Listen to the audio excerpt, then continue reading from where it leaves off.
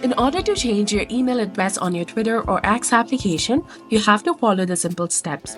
First of all, open your Twitter application on your mobile device and log into your account. After that, tap on your profile picture icon in the top left corner of the screen and then tap on Settings and Support.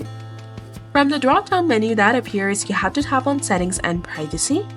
Now tap on Your Account. Tap on Account Information to see your phone number and email address.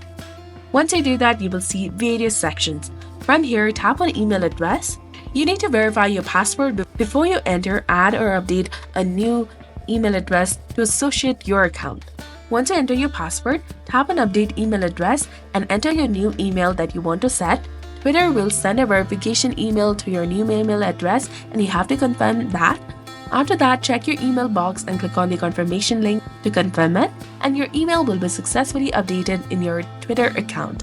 Now, this new email address has been associated with your account. To log into your account, you need to enter the new email address that you have set on your Twitter account. So this was all about it. If you found this guide helpful, please like, share, and subscribe.